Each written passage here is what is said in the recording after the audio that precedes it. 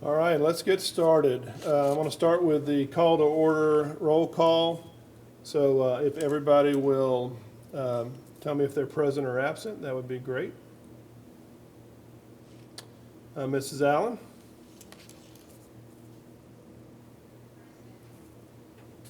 Jimmy Franks?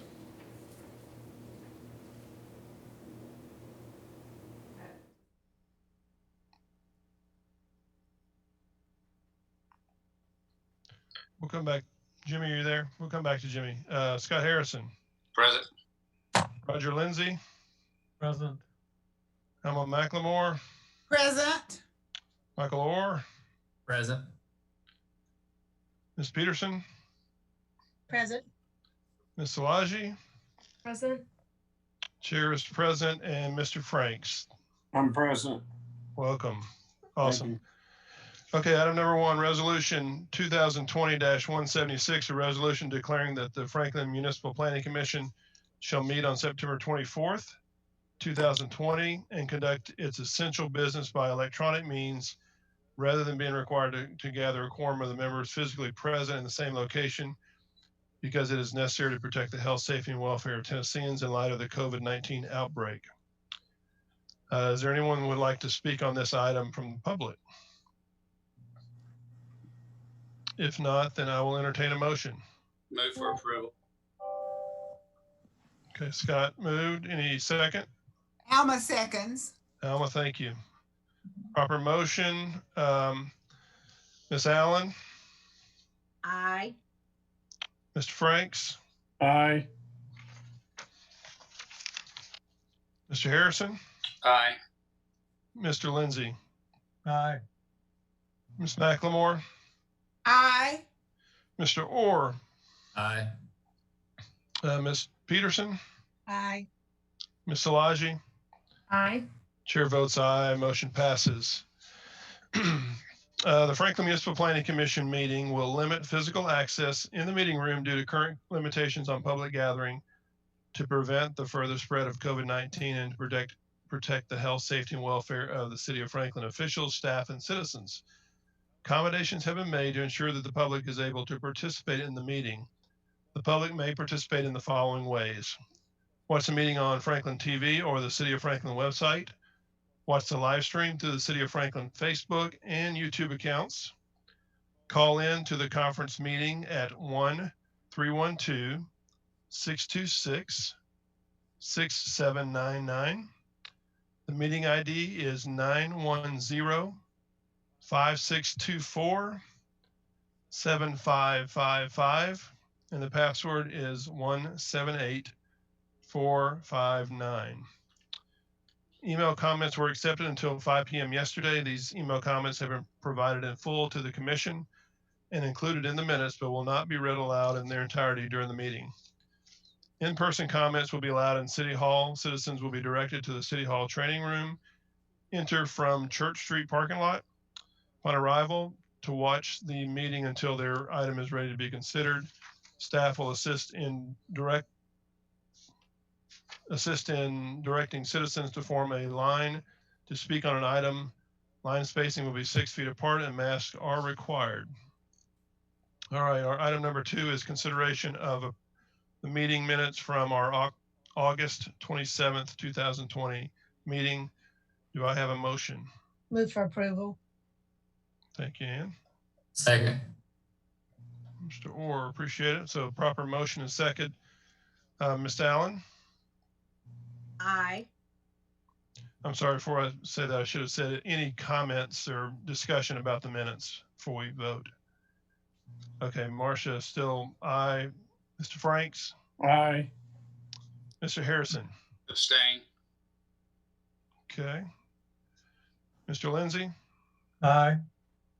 Ms. McLemore? Aye. Mr. Orr? Aye. Ms. Peterson? Aye. Ms. Szilagyi? Aye. Chair votes aye. Motion passes. All right, those who are listening in, this is when we listen for citizen comments that are not on tonight's agenda. This is open for Franklin citizens to be heard on items not included on the agenda. as provided by law, the Franklin Municipal Planning Commission shall make no decisions or consideration of action of citizen comments except to refer the matter to the planning director for administrative consideration or to schedule the matter for Franklin Municipal Planning Commission consideration at a later date. Are there any citizen comments? If anyone's on the line and has a citizen comment related to something not on the agenda, please unmute yourself by pressing *6. Hi, this is Michelle Sutton. Okay, go ahead. Hi, good evening, Planning Commission. As I stated, my name is Michelle Sutton. I'm a resident and the Political Interest Committee Chair for Ladd Park. I'm speaking tonight on behalf of the majority of our residents who are against the change in Envision Franklin for the Long Lane Sports Complex that you guys heard about earlier this evening. This evening, the applicant said that they want this to be a fit with Ladd Park, and they mentioned the Berry Farms area in conjunction with that statement. We did not buy in a multi-use development. We also know there are a lot of unanswered questions. Most of those are in regards to the unanswered questions the applicant did not answer for an Envision Franklin amendment. Some of those questions were touched on tonight. Some of them were partially answered, but they will not change the concept plan that is currently before us. The applicant has also previously stated that they looked at this land because it's less expensive. Less expensive land is not a reason to change Envision Franklin. Our two main concerns as residents are, for an amendment to Envision Franklin, significant changes must have occurred since the adoption of the plan and necessitate the proposed amendment. The Long Lane overpass, which was talked about tonight, was considered when Envision Franklin was implemented and discussed in the Goose Creek Appendix B in Envision Franklin. A new multi-use park was also discussed in Envision Franklin. Envision Franklin also mentioned the future annexing of property near I-65. The population growth was considered in the implementation of Envision Franklin. There has not been a significant change in this area since the implementation of Envision Franklin. Also, an amendment to Envision Franklin requires that the design is compatible with the design concept of the surrounding area and does not cause an abrupt change in massing form or architecture. This was discussed, and the applicant also stated tonight that it would be an abrupt change in massing form or architecture. The conceptual plan provided is not compatible with the existing land use pattern and design concepts of the Highlands of Ladd Park. The conceptual design has high intensity traffic similar to a regional commerce design concept and large-scale building footprint consistent with the industrial flex design concept. These are not an acceptable transition from regional commerce to single-family residence. Even in the regional commerce design concept, higher intensity uses should be located closer to major thoroughfares with less intensive uses transitioning to established residential areas. I appreciate your time tonight, and thank you so much. All right, thank you. Is there anyone else on the line?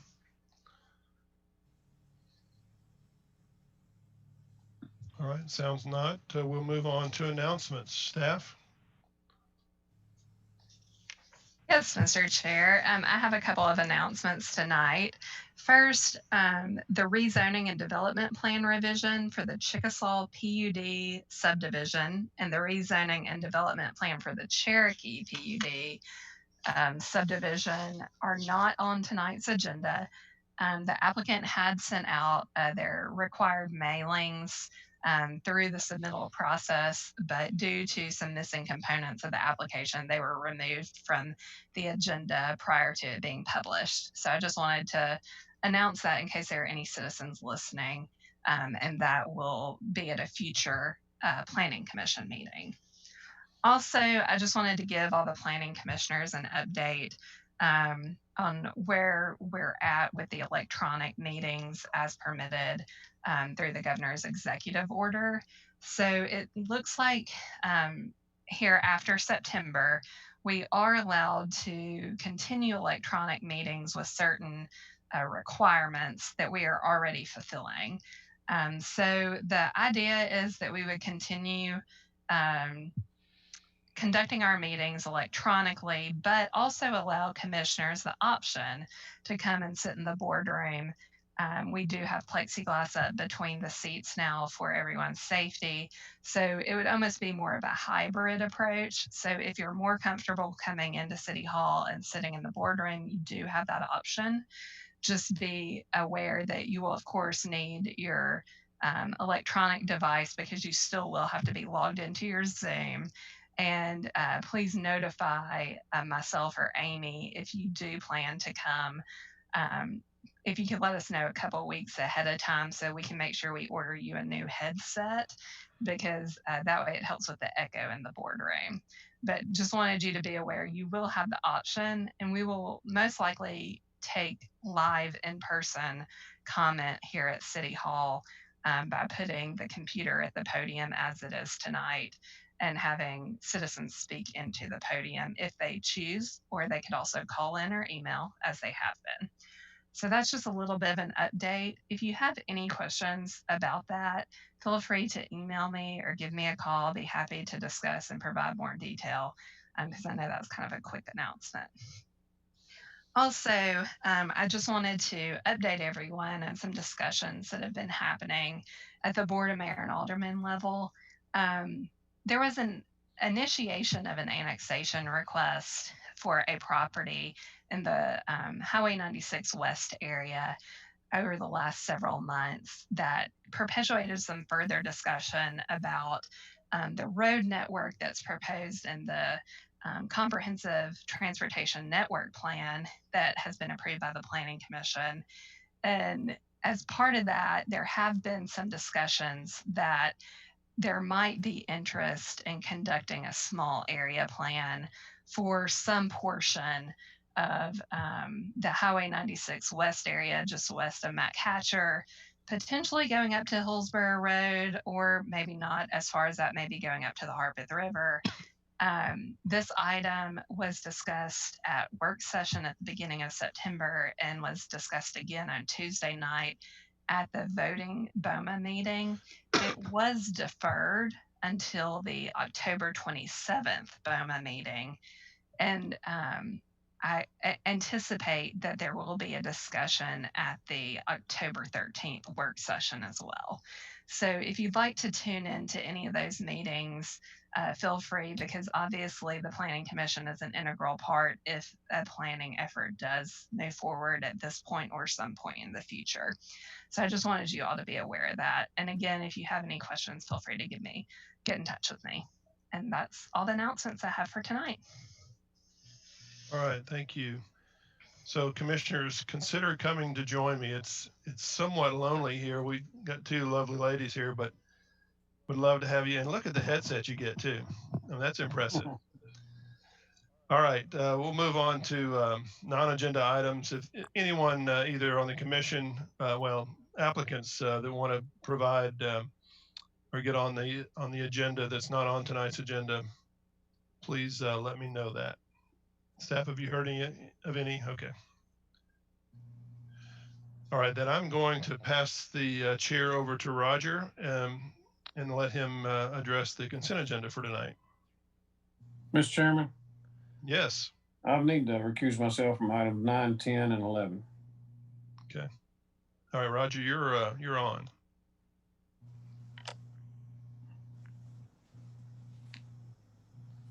Great, thank you, Chairman Hathaway. Item number 4 is for the consent agenda. The items under the consent agenda are deemed by the Planning Commission to be non-controversial and routine in nature and will be approved in one motion. The items on the consent agenda will not be individually discussed. Any member of the Planning Commission, city staff, or public desiring to discuss an item on the consent agenda may request that it be removed and placed on the regular agenda. It will then be considered in its printed order. So does anyone, would anyone like to have an item removed from the consent agenda?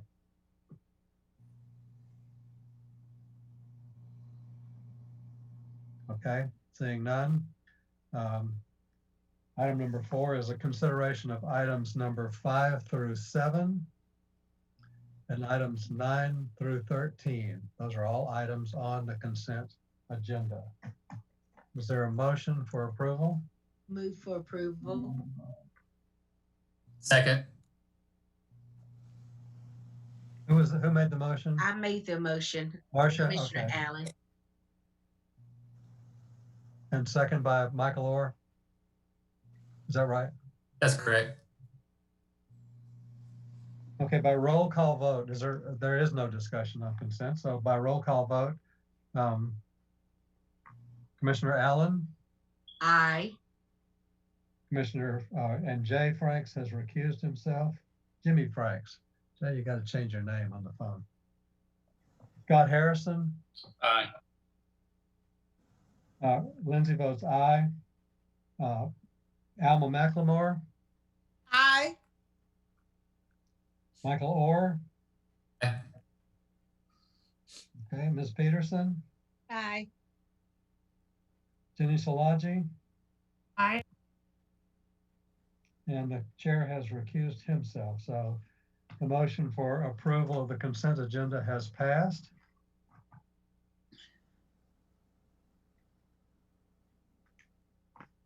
The next item is item number 8.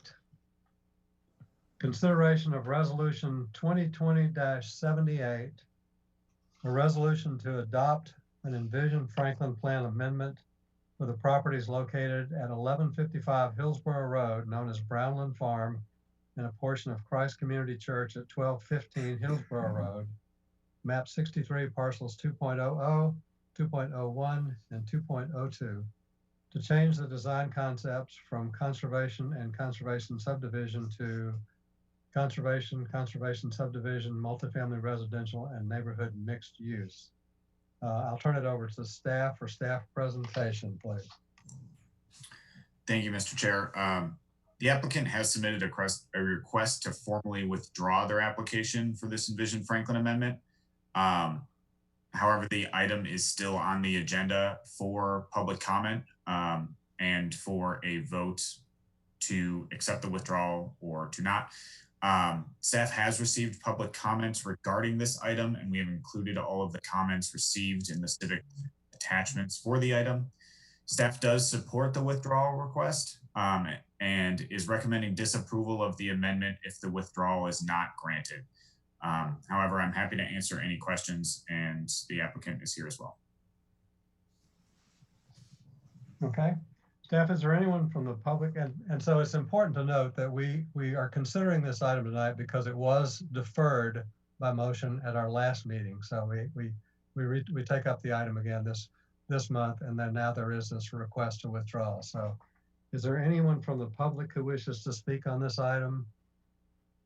If anyone is on the line and would like to make a comment regarding item number 8, the Envision Franklin Amendment for Brownland Farm, please press *6 to unmute yourself.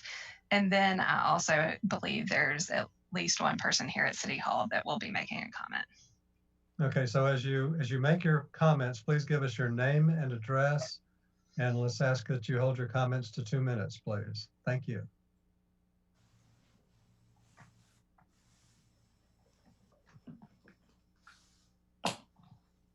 Anyone on the phone, press *6.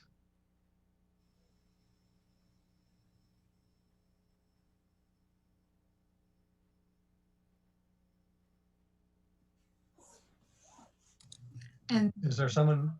Hey, there's no one in City Hall. there's no one in the boardroom to speak either. Correct. So there's no public. Okay.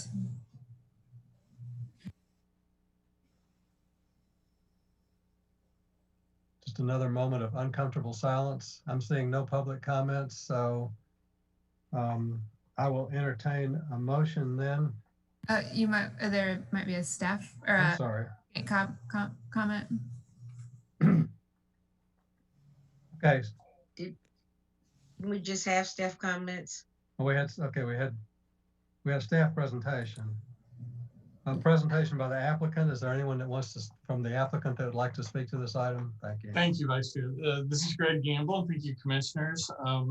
My client has developed in Franklin for a number of years and believes in building consensus, not only with the community, but with staff, the commission, the aldermen.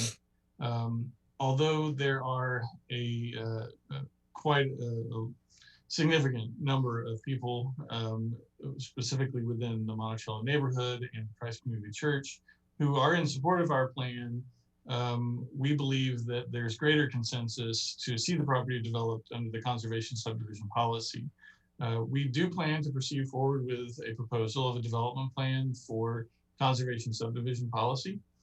We have a neighborhood meeting currently scheduled for October the 8th and plan to present our plan to you at the joint conceptual workshop at the October 22nd meeting. So yes, we are requesting withdrawal of the policy change this evening. Thank you. Thank you, Greg.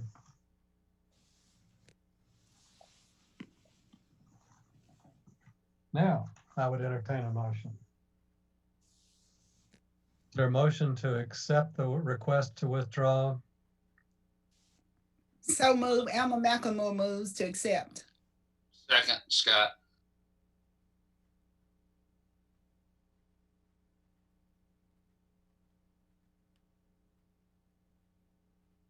We have a motion to accept the request to withdraw and a proper second.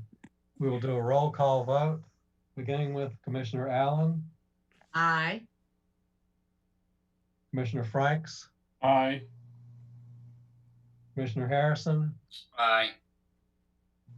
Commissioner Lindsay votes aye. Commissioner McLemore, Aye. Commissioner Orr, Aye. Commissioner Peterson, Aye. Commissioner Salagi. Aye. And Chair has recused himself, so that motion to accept the request to withdraw has passed.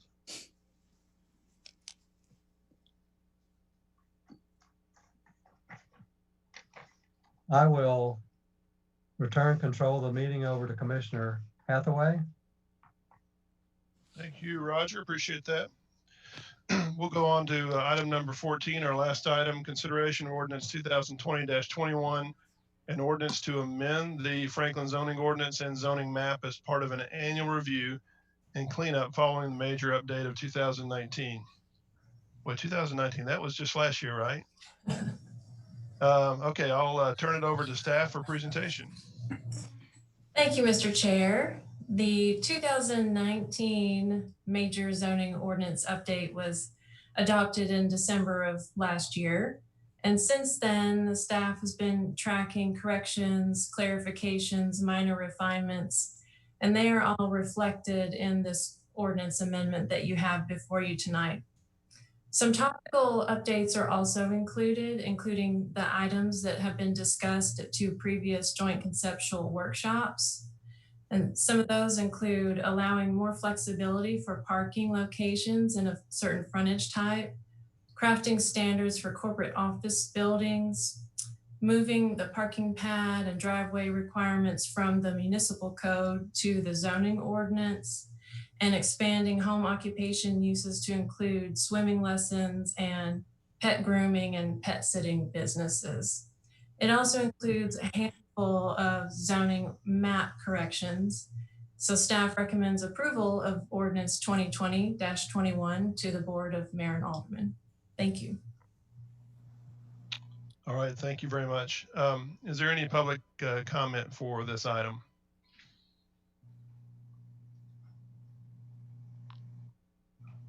There's no one here at City Hall. If any callers would like to comment on the zoning ordinance update, please press *6 to unmute yourselves.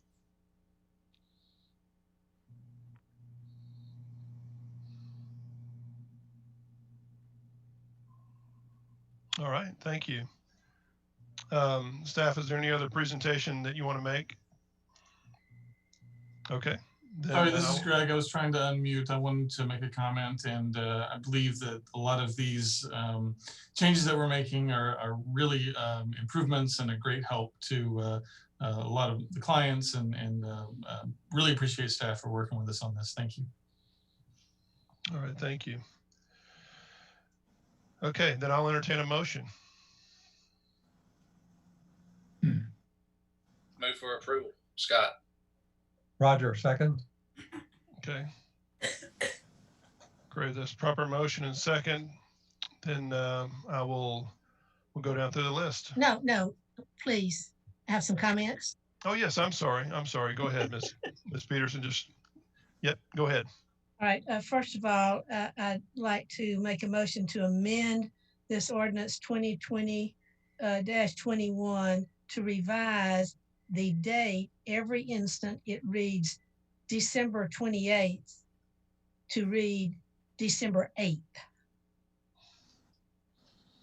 Okay. All right, do I have a second for that amendment? Second. Ms. Allen, okay. That's a proper motion. So this is an amendment to the main motion. Any discussion on that amendment? All right, then I'm going to go through the list. Ms. Allen, Aye. Mr. Franks, Aye. Ms. Harrison, Aye. Ms. Harrison. Scott, I haven't seen you in forever. I'm calling you Miss now. Mr. Lindsay, Aye. Ms. McLemore, Aye. Mr. Orr, Aye. Ms. Peterson, Aye. Ms. Szilagyi. Aye. Ms. Szilagyi, did you speak? Aye. Okay, thank you. And chair votes aye. So the amendment passes. We're now back to the amended motion. Okay, Any other comments? Mr. Chairman, yes, Yes. I have another one. Awesome. In reading through this, and the staff has done an unbelievable job to get a lot of things taken care of that need to be taken care of.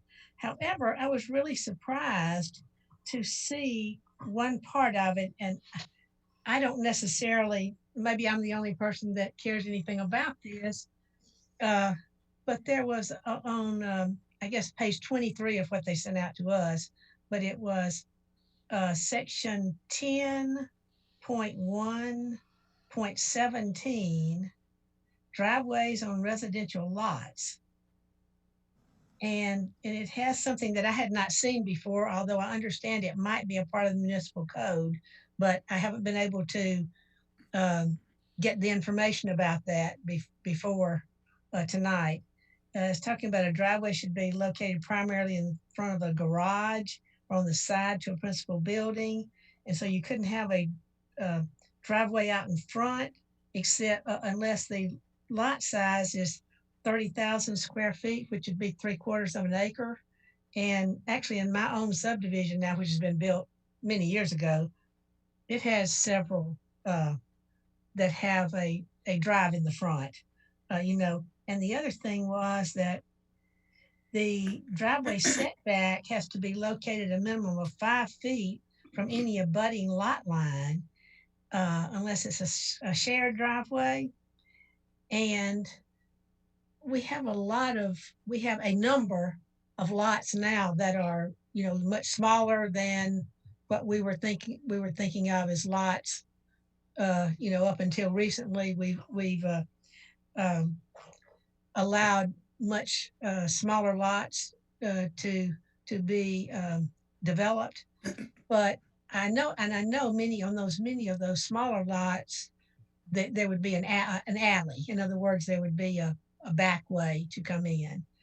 But to think of most of the lots in Franklin now, and thinking that the driveway would have to be 5 feet away from the lot line, and a lot of times the side yards are 10 feet at most on the lots that we have now. So I'm just saying that, if it were me, I would really like to have more discussion on just this one little piece of it. And believe me, there are so many things in this, but having looked at the rest of them, I've had a few questions that Ms. Dannenfelser has worked with me on before today. But I did want to bring this up. I don't know that it's something that it's something brand new. By the way, this was something it is not in the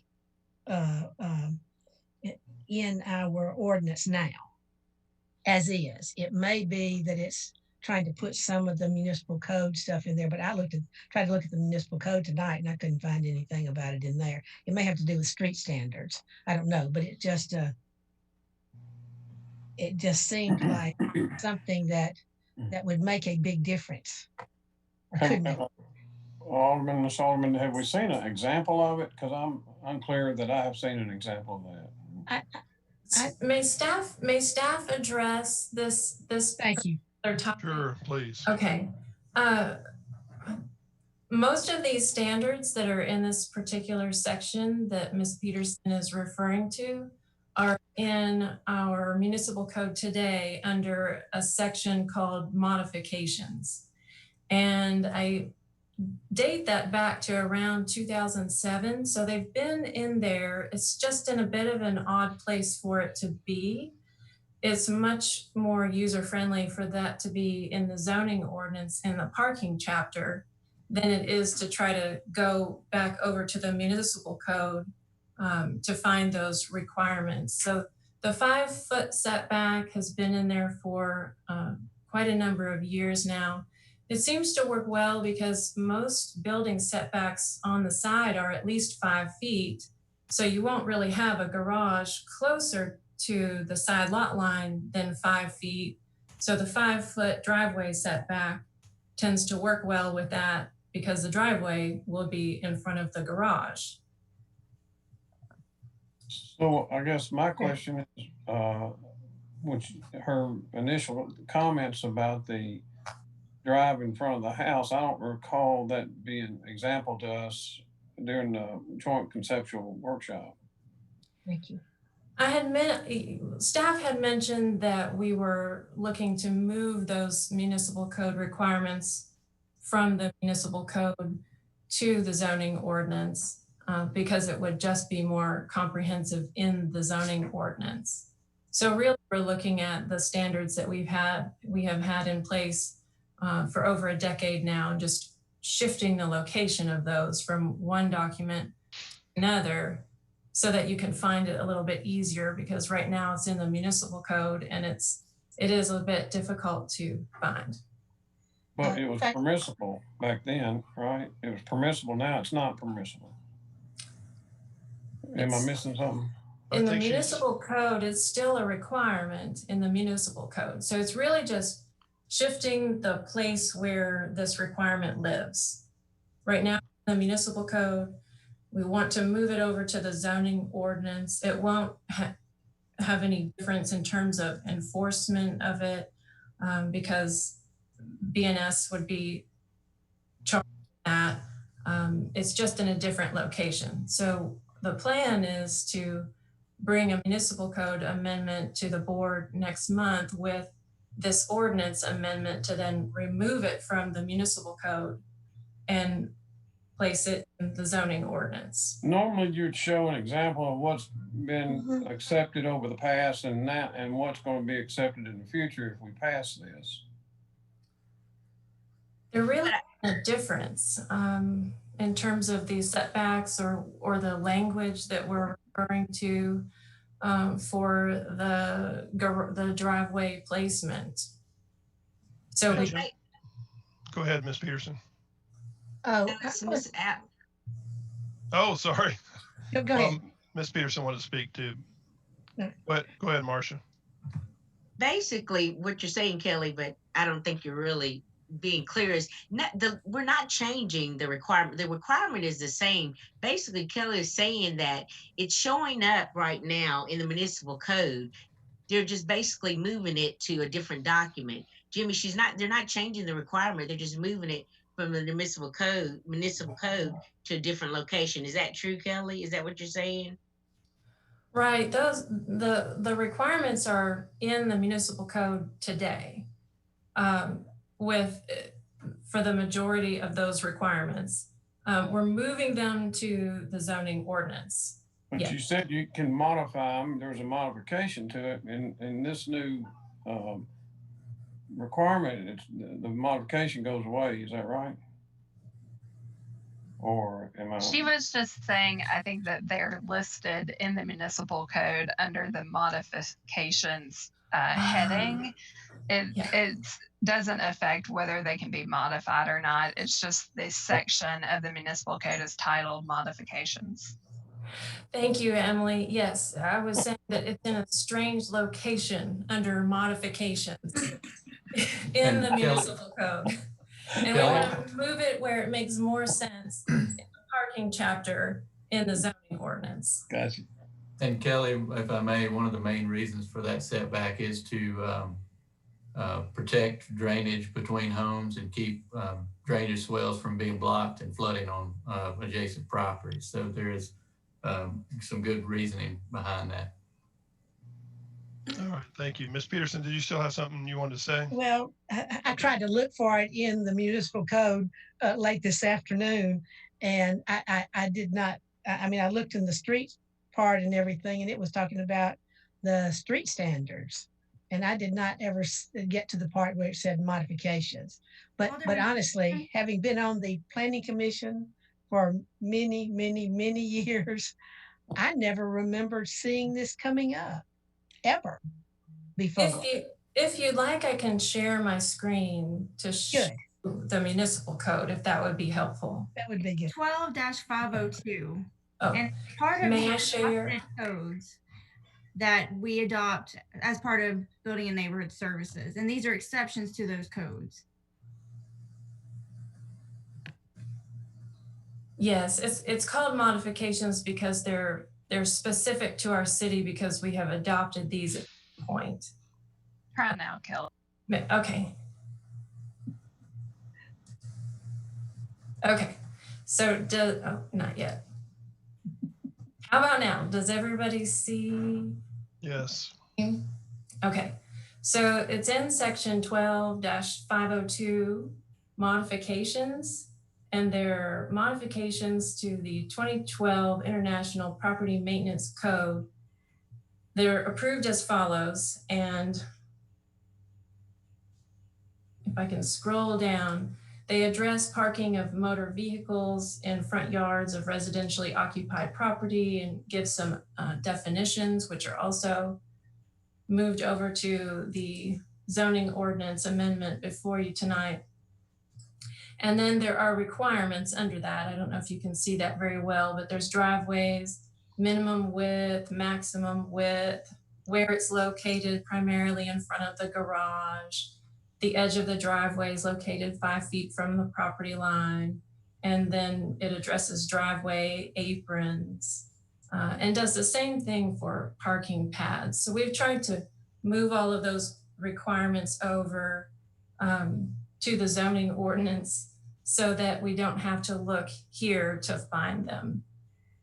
And we've built in some exceptions too that aren't stated here in this municipal code amendment, so that it addresses shared driveways, because obviously shared driveways aren't going to be set back 5 feet from each property line. They're together and they straddle the property line. So we've actually put in some specific exceptions to that, to this. All right, thank you. I don't want to continue this for a very long time, but let me say to you, this kind of implies that the driveway is going to a front-facing garage, which in fact is not something that we really think is as good as a garage that you go into and if you come in, let me say, and you go in and then you turn and come back to the back of the house. In other words, you're thinking of something that has a garage that's front facing so that it can go right into the garage from the street out in front. But in fact, there are many places where the garage, you have to get into the garage from the side or else from the back of the house. Not that the garage door you can see from the street. But as I say, I just made my point, so I don't really care. But and I will look back at that because I tried to look for it. But as I say, it doesn't make much sense whenever you're not having to worry about the garage that's facing the front. But the other thing is that there are a number of places where there is also a front drive, or what they call a circular drive or something, but it's really not that. But that wouldn't be going directly to the garage. But it's not allowing that either. Well, a T parking, if you teed off and park in front of the front porch to get out of the way of the garage, is that permissible? It allows for parking paths to be adjacent to the driveway, either parallel or a pull-in through those requirements. So I understand you're just moving from the deep down into the standards, and you're bringing, you're not really changing anything. You're just moving it forward, Right. correct? Yes, and to address the circular drive, we've also added in an exception because that wasn't specifically addressed in the municipal code either, that above a certain lot size, circular drives would be permitted. And it also references our street specifications for second access points, because the street specifications regulate when lots can have a second access point. Well, let me see. Maybe you'll send me that also, because I couldn't find where those were at all. It said that they would be, it would be printed out and you could get it from the city or something. But anyway, but thank you. But as I say, there's some very nice homes in my area, and I've been walking, many times a week now and everything, and have appreciated how nice they look. Sometimes with a driveway, again, the people don't park there. They can just drive up to there if they wish. And the same thing is that whenever they're going to their garage, you don't see the front of the garage from the street, period. All right, thank you. Thank you, Ms. Thank you. Peterson. Sorry. Any other amendments you want to make, or? Yes. Hold on, Chair. I Oh. also have a comment to make. Okay. There are also there's some non-traditional homes or non-traditional buildings, non-traditional neighborhoods that do not have garages that also are addressed with this. There's some habitat homes that have what you would call, it's a drive, but I guess you might call it a parking pad, I guess, with these definitions, in which they do not have a drive at all. And well, they don't have a garage at all.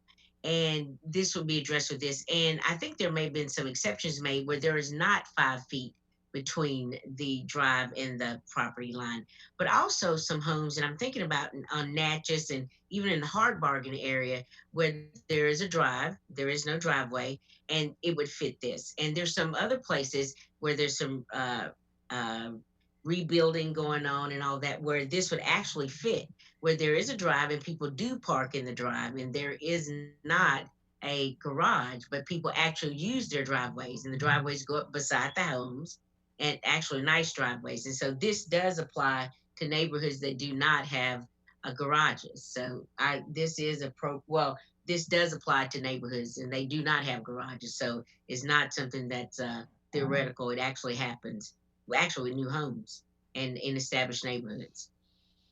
Okay, thank you, Ms. Allen. Any other discussion before we get back to the amended motion? All right, then I'll ask for a vote on the amended motion. Ms. Allen. Aye. Mr. Franks. Aye. Mr. Harrison. Aye. Mr. Lindsay. Aye. Ms. McLemore. Aye. Mr. Orr. Aye. Ms. Peterson. Aye. Ms. Szilagyi. Aye. Chair votes aye, motion passes. All right, any other items on the agenda other than adjournment? Staff are good, okay. Then I need a motion to adjourn. So moved. Second? Roger, second. Okay, thank you, Mr. Lindsay. All right, Ms. Allen. Aye. Mr. Franks. Aye. Ms. Harrison. Aye. Mr. Lindsay. Aye. Ms. McLemore. Aye. Mr. Orr. Aye. Ms. Peterson. Aye. Ms. Szilagyi. Aye. Chair votes aye, we are adjourned. Thanks everybody so much. Thank you, Mr.